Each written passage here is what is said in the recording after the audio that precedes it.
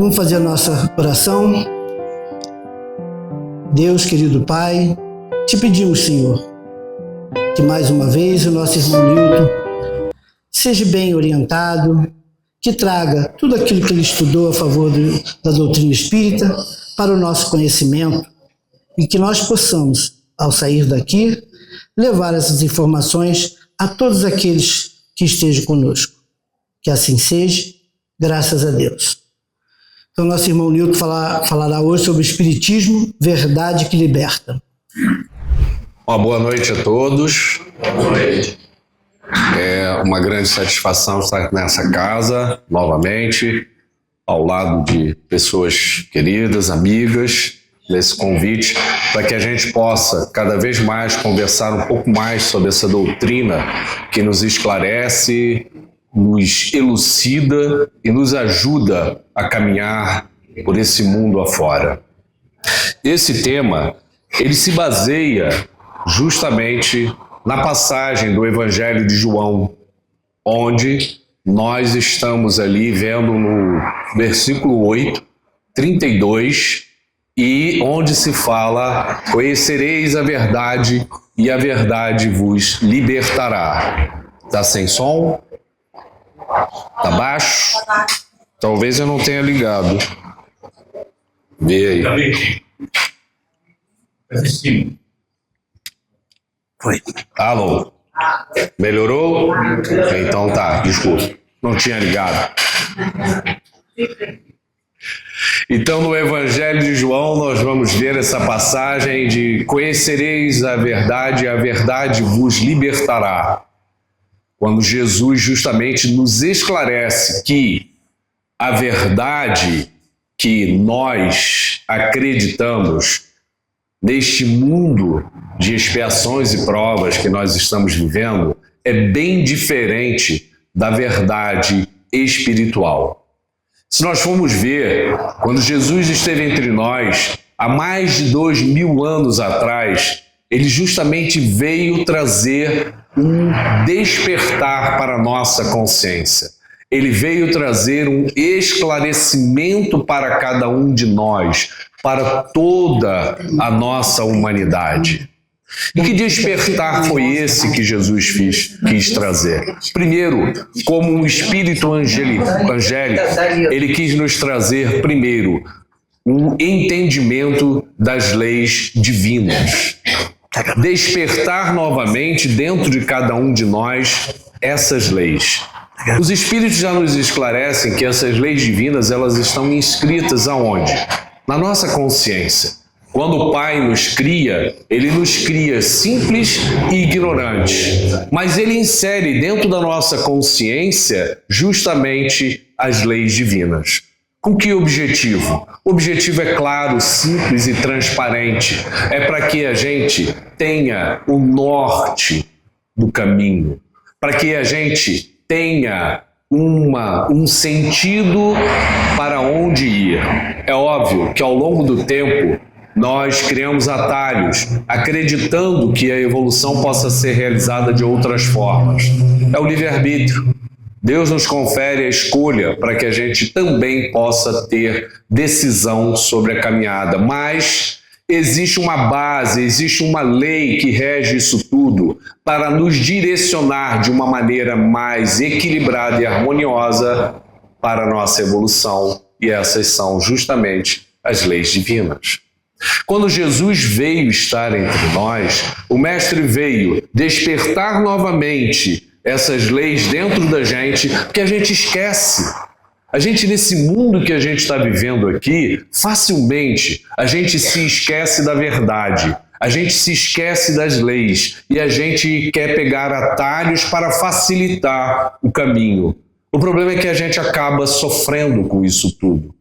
Esses atalhos que a gente acha que vai facilitar a vida acabam criando muitas vezes mais dor e mais sofrimento em nós, no próximo e nesse universo em que nós vivemos. Então Jesus, ele veio despertar e mais, mostrar justamente esta verdade para cada um de nós. Ele não veio nos ensinar sobre bens materiais, ele não veio nos ensinar sobre posição social, sobre poder. Pelo contrário, ele veio nos falar de simplicidade, ele veio nos falar da moral cristã, ele veio nos falar de algo muito mais profundo que até hoje nós ainda não conseguimos entender e que justamente é a base de todo o código ético moral cristão, que é o amor. Hoje, na nossa atualidade, é muito difícil para a gente entender o que representa o amor. Esse amor que Jesus nos falou, o amor incondicional, que não coloca se em lugar nenhum. Acolhe, aceita, respeita, une. Imagina mais de 2000 anos atrás, onde a sociedade ela tinha outras características. Não que a nossa sociedade seja melhor. A nossa humanidade nós ainda temos o mal como uma forma ainda de vivermos sobre o bem. Ainda é uma trajetória que nós estamos caminhando, onde o mal predomina aqui neste mundo em que nós vivemos. Imagina mais de 2000 anos atrás, e que também essas características eram da nossa humanidade. Imagine Jesus, um ser angelical, descendo entre nós, encarnando entre nós e falando de um amor para todos. Amar a Deus acima de todas as coisas, amar ao próximo e amar a si. Até hoje a gente não entende o que é isso. Até hoje a gente não consegue alcançar o que representa esse amor incondicional, que é para cada um de nós. Para cada um de nós, o amor tem sempre uma condição. Eu te amo se, eu te amo se, eu te amo apesar de. Então há condições para que eu possa viver o amor plenamente. Esse condicionamento foi justamente o que Jesus veio desfazer, nos demonstrando que não há essa diferença. Por isso Jesus, ele unia, ele trazia, ele acalentava todos. Porque ele dizia para nós o quê? Todos somos filhos do mesmo Pai. Não há diferença de sexo, de idade, de cor, de posição social, se você tem dinheiro, se você não tem, se você é preto, se você é branco, se você é bonito, se você é feio, se você está doente agora, se você está saudável. Por quê? O que a doutrina espírita nos ensina? Hoje estamos com este corpo. E na próxima vez, qual roupagem teremos? Então, se hoje nos preocupamos tanto com cor, com posição social, com beleza, com saúde, amanhã podemos vir completamente diferente disso. Se hoje eu tenho uma boa saúde, posso vir com uma saúde debilitada na próxima vez. Se hoje sou branco, na próxima vez posso vir preto. Se sou feio, posso vir bonito. A gente não sabe. Na verdade, essa diversidade é para justamente nos dar opções de aprendizado.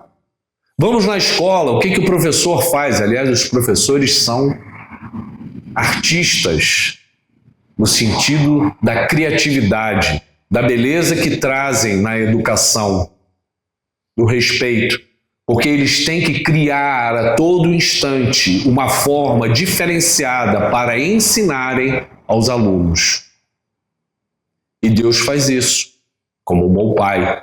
Ele nos dá corpos, situações, vivências diferentes, para que ao experienciar formas, vivências, famílias, trabalho, vida social, doença, saúde, bonito, feio, preto, branco, alto, baixo, mulher, homem, a gente vá com essa diversidade tendo a oportunidade de aprender.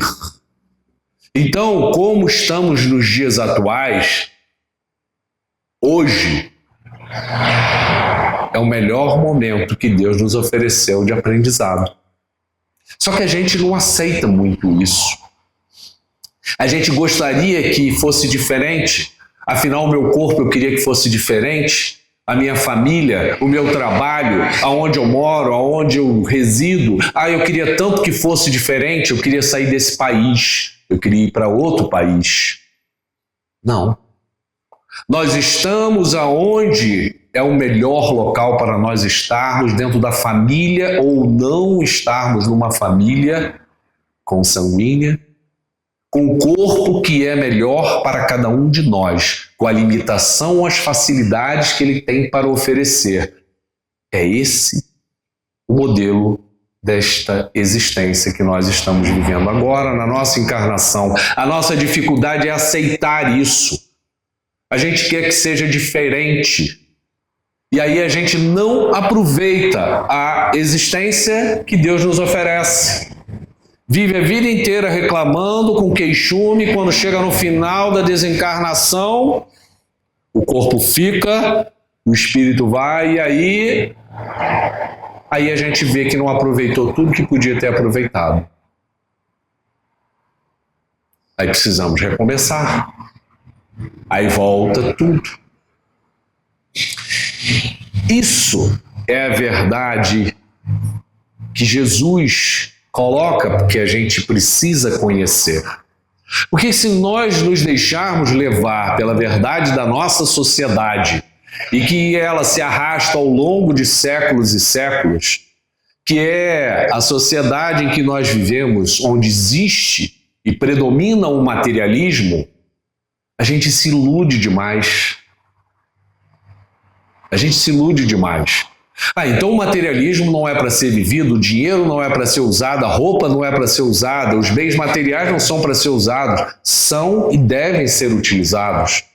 Se eu recebi isso de Deus, eu tenho que fazer o melhor uso disso tudo. Contudo, preciso entender que as questões materiais são temporais, são ferramentas oferecidas por Deus para que nós possamos evoluir.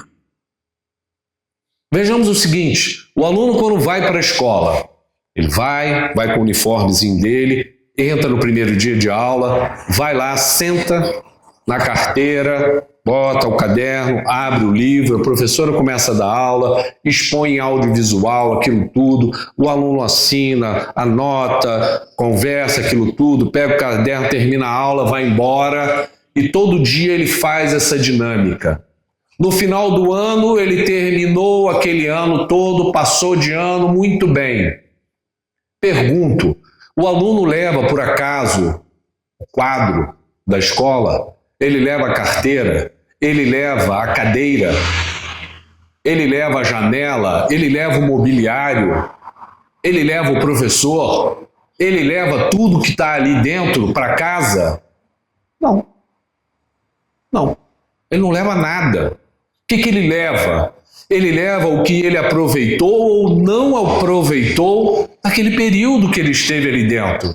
Se ele foi um aluno aplicado, se ele prestou atenção na aula, se ele se dedicou, se ele se empenhou em aprender, fazer as atividades propostas para ele, ele vai levar aquilo para a vida dele. Agora ele não vai levar o computador da escola, ele não vai levar o livro da escola, ele não vai levar a carteira da escola. Ele leva aquilo que ele aprendeu ou não aprendeu. Se ele não aprendeu, o que acontece? Ele volta no outro ano para aprender outra vez. Está aí a nossa encarnação. A gente vem para o planeta Terra, se ilude com o mundo material e acredita que as coisas daqui, materiais, os bens materiais, a minha posição social, as minhas posses, são minhas.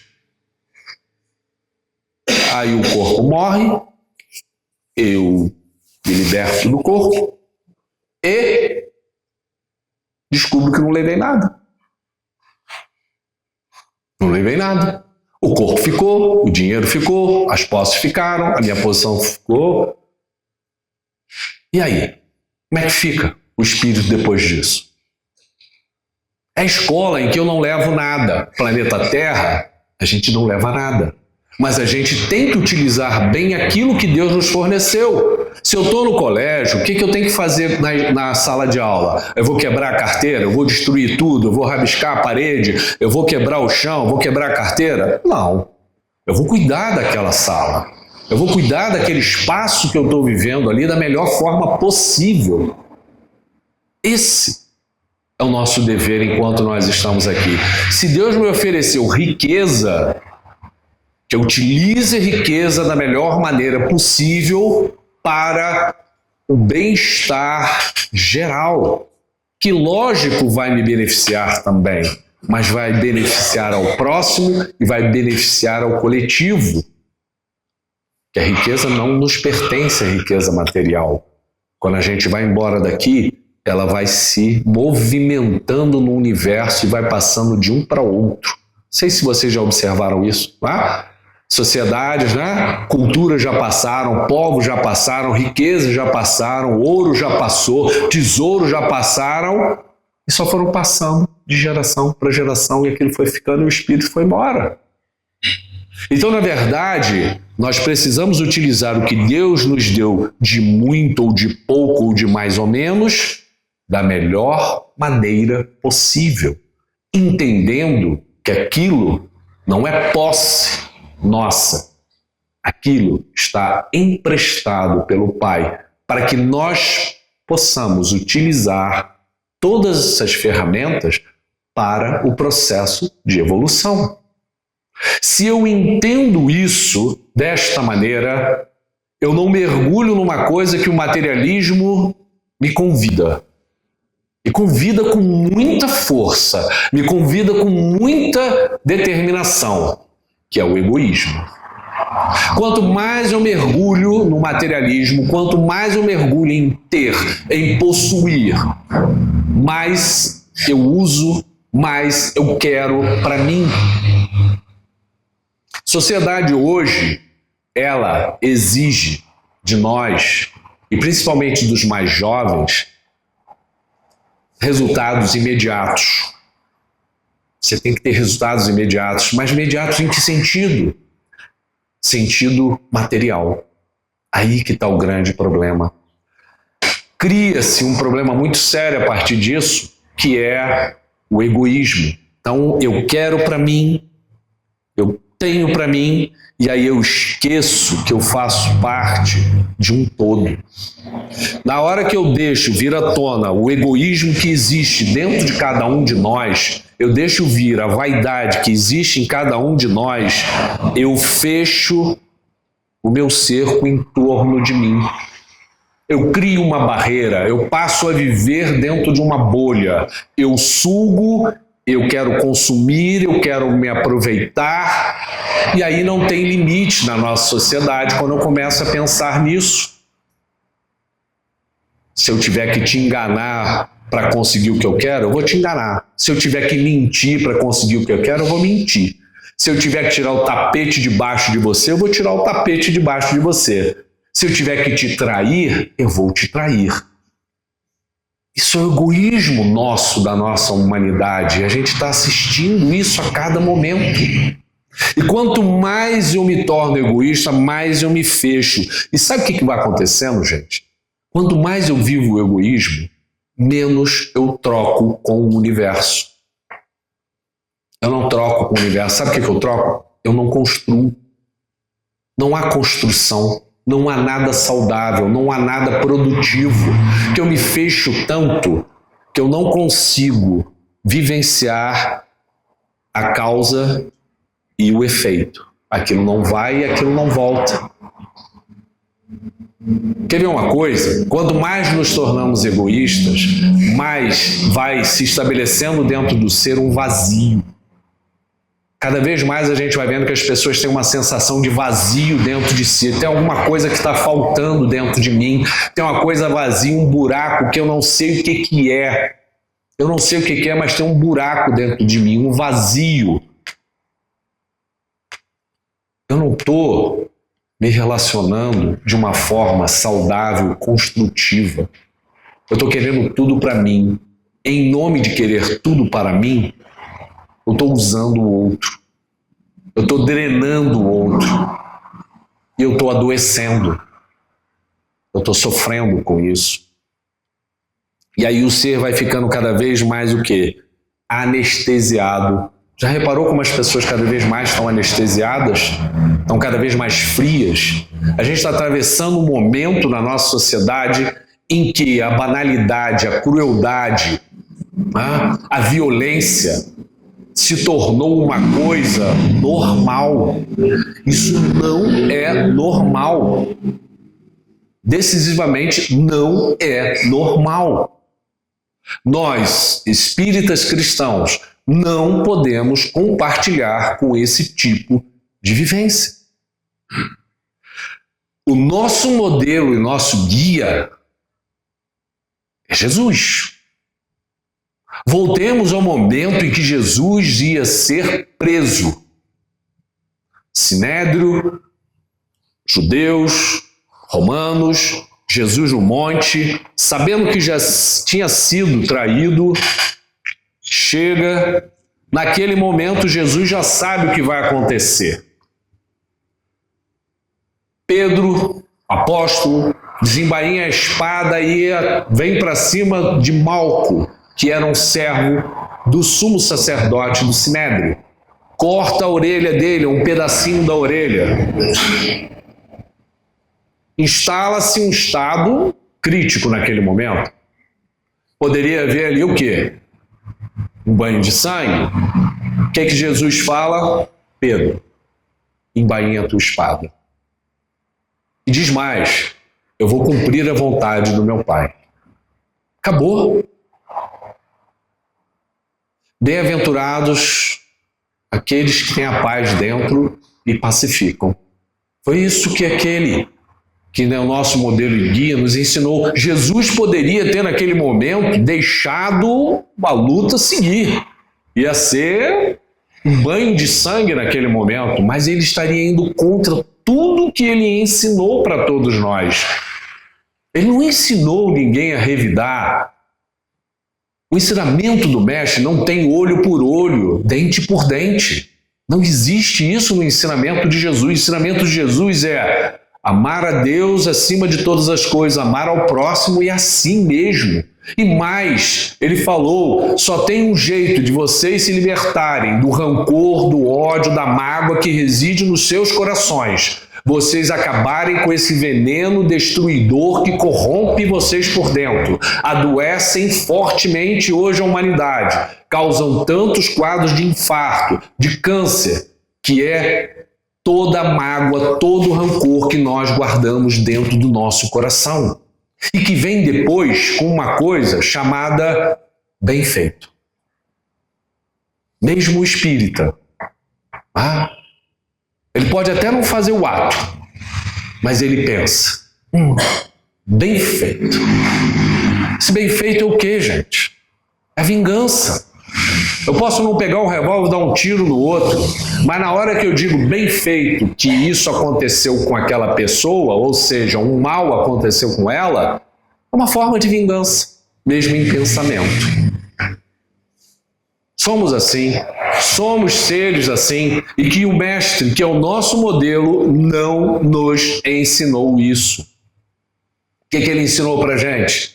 Pedro, perdoa teu irmão tantas vezes quantas forem necessárias. Mas como, mestre? Como é que eu perdoo alguém que fez alguma coisa contra mim, que me magoou, que me feriu? Como eu vou fazer isso? Perdoa 70 vezes 7. Ou seja, Jesus estava ensinando uma coisa que até hoje a gente não compreendeu, que é assim, só tem um jeito de você se libertar dessa doença que é o rancor, o ressentimento e, consequentemente, a vingança que a gente deseja depois, que é através do perdão. Porque perdoar, para nós, significa ser fraco, demonstrar fraqueza, demonstrar inferioridade. Mas não é. É justamente o remédio que o mestre estava ensinando para a gente. Não tem outro jeito. Imagina se Jesus fosse guardar rancor, mágoa de todo mundo que fez mal a ele durante a encarnação dele. Imagina. Nossa. Foi até o fim. Foi crucificado. Só um apóstolo, que foi João, ficou, e fora as mulheres. O resto todo debandou. O medo. Somos nós. Somos nós.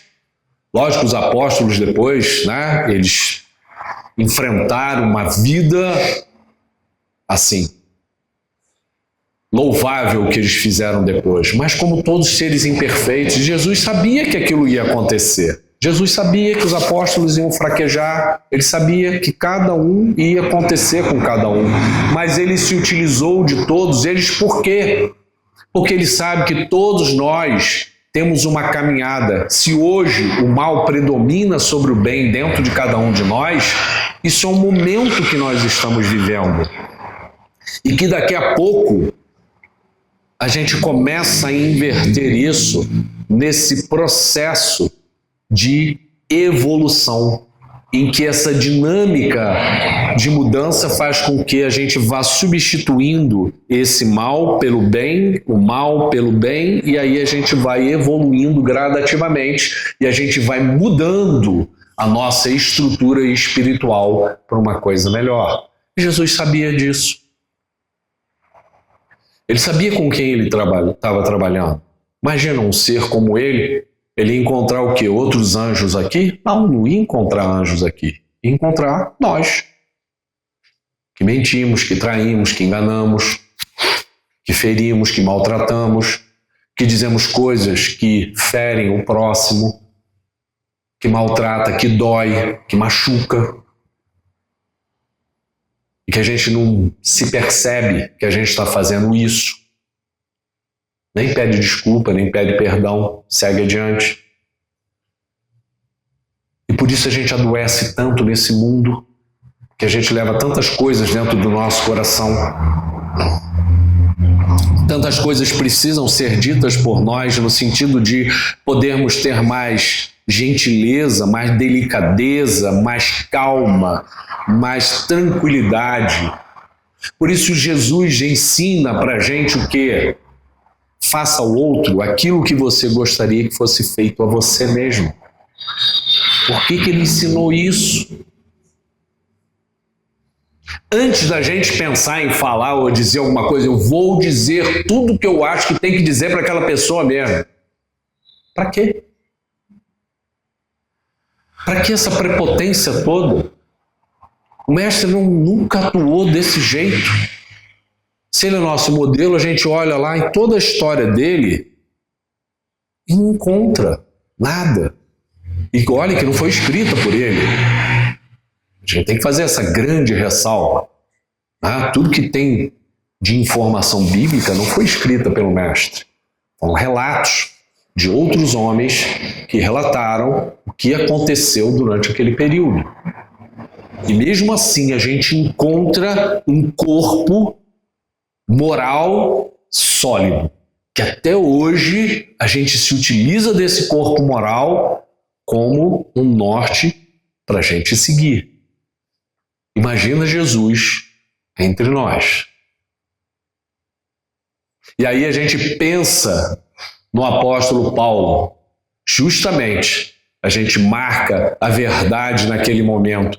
Se a gente for ver o caminho antes, Saulo, o rabino, doutor da lei, aquele que detinha todo o poder, perseguia, torturava, mandava matar os cristãos. Num determinado momento tem aquela visão que eu fico imaginando, deve ter sido algo imenso, que leva a um impacto tão grande que ele tem uma mudança, abala a estrutura espiritual dele, que em minutos ele demanda outro caminho para a vida dele. É uma coisa muito forte a presença de Jesus naquele momento da vida dele.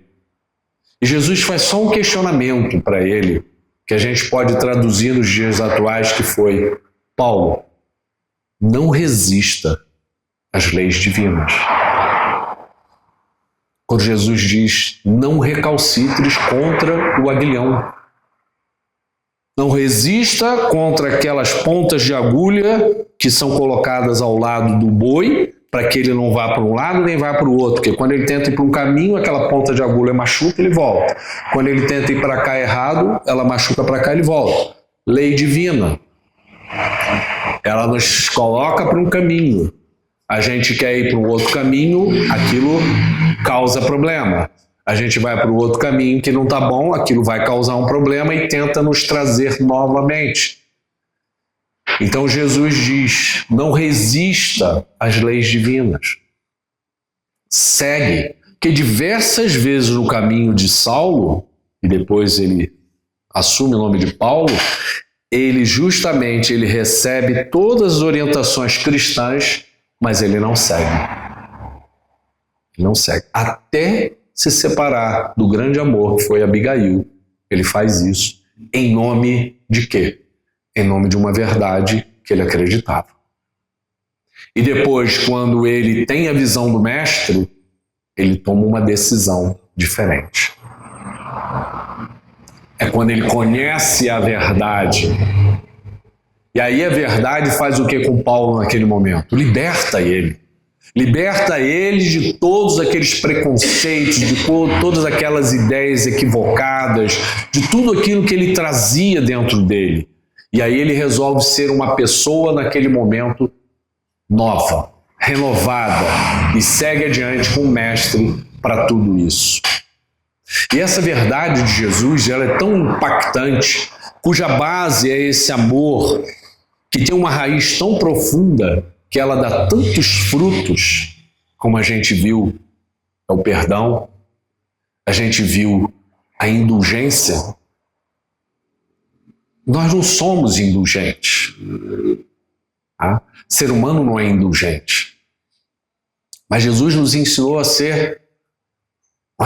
Todos nós somos imperfeitos, todos nós erramos, todos nós fazemos um monte de coisa equivocada, seja pensando, seja sentindo, seja agindo, ou fazendo os três juntos, não importa. Mas a gente faz um monte de coisas equivocadas. Atira a primeira pedra aquele que não tenha cometido nenhum erro, nenhum pecado. Foi isso que o mestre falou? É ser indulgente, é quando a gente vê o erro do outro, a gente não ser crítico, censurador, julgar o outro, condenar, pisar, massacrar o outro. Nós somos assim. E se tiver um teatro, o ser humano ainda gosta mais ainda. Se o outro errou, eu ainda vou brigar na frente de todos para todos ouvirem e verem o erro que você cometeu. Essa nossa crueldade. Como se isso daí fosse uma coisa que trouxesse algum benefício. O que tem de educativo nisso? Em que nós vamos ajudar o outro a aprender alguma coisa eu fazendo isso? Jesus não fez isso. Repara a atitude dele. Os judeus chegaram, colocaram a mulher adúltera. Segundo a lei mosaica era o quê? Ela tinha que ser apedrejada. Essa é a lei mosaica. O que Jesus disse? Para quem não tivesse cometido nenhum erro, apedreja. E todos se afastam. Aquilo é uma passagem de ensinamento, é filosófico isso. O que o mestre diz depois para ela? Ele julga ela? Ele não julga. Mas ele dá uma orientação. Vá, não erres mais. Veja onde estão os problemas na tua vida e vê se você não erra mais. Então repara, se a gente verifica alguma coisa que não está certa em alguém, não é que a gente não vá falar, não vá dizer. Mas conversa com a pessoa, dialoga com a pessoa. Se você quer realmente que aquele momento se transforme em um crescimento, chama a pessoa num canto, conversa. Não precisa tornar aquilo público, não há necessidade. Sigilo é uma coisa importante. E se essa pessoa na hora quiser também nos questionar, é importante que a gente esteja aberto a isso. Quem participa de reunião mediúnica, quem é dialogador, já passou por situações bastante delicadas. E que o espírito manifestante, no momento que está acontecendo a conversa, ele muitas vezes ele vira para o dialogador e ele questiona. Questiona, sabe o quê? Se a gente faz tudo aquilo que a gente está falando ali na hora. Seja calmo, seja tranquilo, meu irmão, essas suas ideias, não sei o quê, Jesus. O espírito questiona. Vem cá, e você está fazendo isso? Você faz isso na tua vida? Nós também precisamos estar abertos àquele momento em que a gente vai falar com uma pessoa sobre o erro, que ela também pode nos questionar sobre erros nossos. Se a gente tiver a humildade de aproveitar aquele momento, a gente pode se entender. Mas se a gente não tiver a humildade, pode se estabelecer um desentendimento.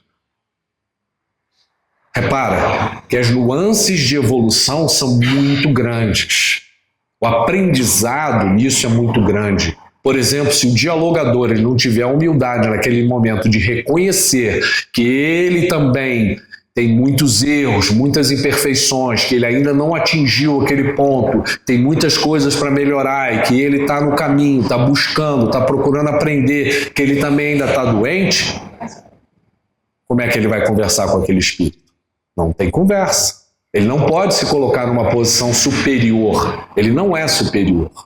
Não somos. O mestre que é, nunca se colocou nessa posição.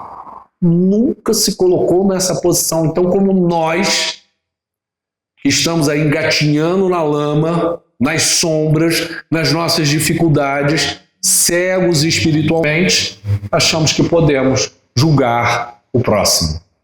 Não temos esse direito. Só Deus pode julgar. Só Deus. Nem Jesus, isso que eu estou falando, Jesus nunca julgou ninguém. Ele nunca condenou, ele nunca censurou, ele sempre orientou. Ele mostrava onde estavam os pontos fracos, aonde estão os pontos que precisam ser melhorados. E diante disso, ele dizia, vai, corrige, acerta, conversa, dialoga, melhora, une, coopera, ajuda, perdoa, tenha paciência. É isso que ele ensinava a todo momento. Todos os ensinamentos do mestre são esses. E essa é a verdade que vai nos libertar. É essa verdade que quando a gente conhece, a gente tem a capacidade de poder se libertar. E a doutrina espírita, ela nos traz o quê? Mais clareza, mais lucidez de todo esse processo. Eu sei que hoje, tudo que eu estou fazendo, falando, pensando, tem uma repercussão. Haverão consequências. Se eu tenho o entendimento disso, é para que eu me empenhe para me tornar uma pessoa melhor. É a fé raciocinada. Não é somente aceitar as coisas como elas são, mas pensar como elas são e como eu posso melhorar em mim mesmo. Esse é o processo que nós precisamos entender em cada um de nós. Porque senão sabe o que acontece, gente? A gente vai adoecendo. Hoje, nessa sociedade que nós vivemos, a quantidade de pessoas deprimidas, ansiosas, com síndrome de pânico, com transtornos os mais variados possíveis, cada vez aumenta mais. É um mar de depressão que nós vivenciamos hoje na nossa sociedade, que à medida em que vai esvaziando dentro de mim Deus, na medida em que vai esvaziando o amor verdadeiro, na medida em que eu não compartilho o que eu sinto, eu não me retroalimento de algo que seja saudável, e aí eu vou adoecendo. Ao adoecer, eu me entrego também a dependências, não só emocionais, como drogas, alcoolismo, cigarro, seja o que for. E aí a gente vai vendo uma sociedade adoecer cada vez mais. Ao invés das pessoas melhorarem, elas vão ficando cada vez mais escravas de uma série de coisas que vão sendo utilizadas para tentar resolver uma coisa que é resolvida de outra maneira, de outra forma. É eu voltar para dentro de mim e me conhecer. Saber onde estão os pontos fracos e os pontos bons dentro de mim mesmo. É o autoconhecimento. É justamente a percepção do que sou. É isso que a gente veio aprender aqui. É olhar para dentro de nós e buscarmos quem somos. O que precisa ser melhorado dentro de cada um de nós. E dessa maneira, fazemos essa renovação. Porque se nós não fizermos nessa existência agora atual, a gente tem várias outras pela frente. Tem várias. A questão é o tempo. A gente pode acelerar isso ou a gente pode ficar estacionado. O fato é que a lei do progresso, ela está aí. Ela segue adiante. Como a gente sempre fala, é o rio, tem uma direção. O rio vai. Ele vai em direção ao quê? Ele vai em direção ao mar. É a lei do progresso, não tem jeito. Vai em direção ao quê? A nos tornarmos seres puros. É isso? Nós estamos aqui para a nossa purificação. E aí a lei do progresso nos leva. Os Espíritos nos dizem o quê? Que a gente pode embarrear isso, obstaculizar, criar empecilhos. Sim, a gente pode estar no meio do rio, de repente tem uma pedra e a gente parar ali. Eu posso ficar ali parado naquela pedra o tempo que eu quiser. Ou eu uso os 2 remos que eu tenho para sair e me movimentar, encontrar o caminho da lei do progresso. Ou eu posso ficar parado ali. Mas o que os Espíritos nos dizem? Que a gente nunca volta para trás. Sabe por quê? Não tem como você encontrar a correnteza. O rio tem uma direção, a força leva você para lá, você não volta para trás. Ou seja, o que eu aprendi até agora, o que eu conquistei até agora, é meu. Eu não volto para trás. Mas eu posso parar. Eu estou estacionado numa pedra no rio lá. Só que aí, os Espíritos também nos dizem o quê? Chega um momento em que a lei do progresso vai vir com uma tromba d'água. E aí, quando vem com a tromba d'água, leva a gente longe. Aí o barco sai do lugar, a gente vira, vai, afunda e volta. E aquele desespero, o que é isso? É quando Deus diz assim, ó, chega, tá? Já está parado há muito tempo, vamos se mexer. Aí é aquela jogada violenta que a gente tem um turbilhonamento, não sabe o que aconteceu. Mas é a lei do progresso nos lançando adiante, porque é um limite também para a gente ficar parado. Isso não vai ser eterno. Chega um momento que levamos aquela cutucada violenta para poder seguir adiante. Aí nós vamos aos trancos e barrancos, porque não foi pela nossa decisão, foi pela lei do progresso. Mas se a gente puder pegar os remos, virar um pouquinho, sair dali e seguir, a gente vai ter mais suavidade, mais tranquilidade e mais percepção das nossas escolhas e das nossas decisões. Meus irmãos, que essa passagem do Evangelho de Jesus, ela possa ficar brilhando dentro das nossas mentes sobre a verdade que a gente vem acreditando até hoje. Para que a gente pense realmente se a verdade que eu estou acreditando até o momento é a verdade espiritual ou é essa verdade material, temporária, ilusória e que não nos leva a um processo de evolução na sua plenitude. E sempre que nós tivermos dúvida, Jesus sempre será o nosso modelo e o nosso guia. Esse ser maravilhoso que esteve entre nós e nos orientou e nos orienta até os dias atuais, da onde ele estiver. Muita paz.